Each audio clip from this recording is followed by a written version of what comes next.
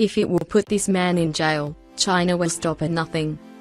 The news is expected but still comes as a shock. Martin Li on trial.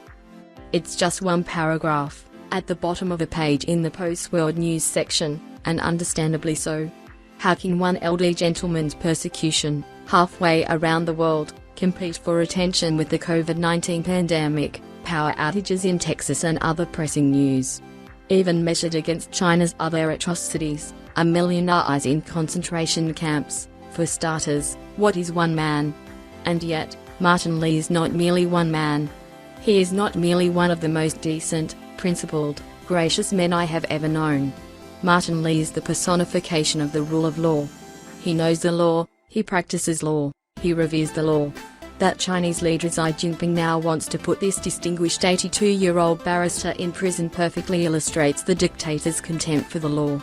It shows, as it's meant to show, that no one in Hong Kong is safe any longer from the arbitrary repression of the Chinese Communist Party.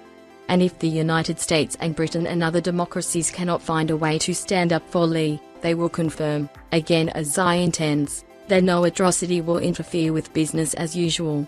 Not the concentration camps, the suffocation of Tibet, the seizing of Swedish, Canadian and Australian hostages, the stifling of Catholics and Falun Gong practitioners and academics and entrepreneurs. Not the obfuscations about the origins of COVID-19. And not the ferocious, sudden strangulation of freedom in Hong Kong. Hong Kong matters for many reasons.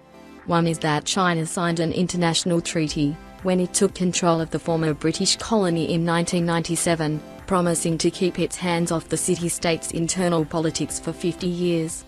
One country, two systems was the solemn pledge.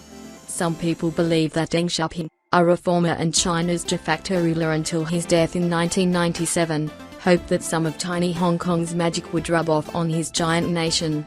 What allowed Hong Kong to punch so far above its weight in the world economy was an unquestioning devotion to the rule of law, the sacredness of contracts, free expression and debate, unfettered universities, and incorruptible civil service. The communists would never have risked importing all of that, but Deng and his successors allowed some movement in the Hong Kong direction, private businesses competing with state-owned firms, experiments in voting at the village level, a bit of space for debate and discussion, as long as no one directly challenged party rule. Xi shut all that down, replacing group leadership with one-man rule, imprisoning anyone who dared criticize or question, reimposing party control over private business. For him, Hong Kong, like Taiwan, is a particular affront, because they both prove that Chinese people are perfectly capable of governing themselves and engaging in civil debate without collapsing into chaos. They prove that the rule of law is not a Western value but a prerequisite for human dignity. No one understands this truth better than Martin Li. I see him on trial now, and I think of all the times I saw Martin putting on his robe and his wig, preparing to go to court to defend some no-hope case that no other barrister would take on, a long-time friend told me. Each time he convinced himself he would win. He has this touching faith in justice.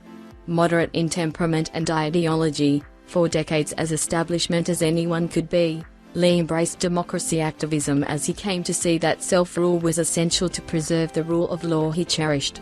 But he was hardly a firebrand. Impatient younger activists would deride him for urging them to move step by step, peacefully, within the law. Now, he finds himself on trial for organizing and participating in the massive pro-democracy protest 2019. The charge is ludicrous. With no presence on social media, Li is hardly an organizer. And if he is guilty of protesting, so are 1.7 million other Hong Kongers. They are guilty because Xi is imposing Beijing rules on Hong Kong, with the help of a quisling administration, rendering peaceful protest a crime. Li is in the dock with Jimmy Lai, a fearless newspaper publisher who will not bend. Margaret Ng, 73, another barrister and longtime advocate for one country, two systems, and several other well-known profiles encourage. If Xi's thuggishness can claim them, it can come for anyone.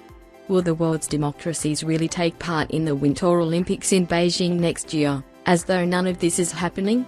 Will we decide that nations can break their word, ignore their treaty commitments, commit crimes against humanity, with no consequences? Martin Li sits in court because he would not abandon principle. Will we abandon him?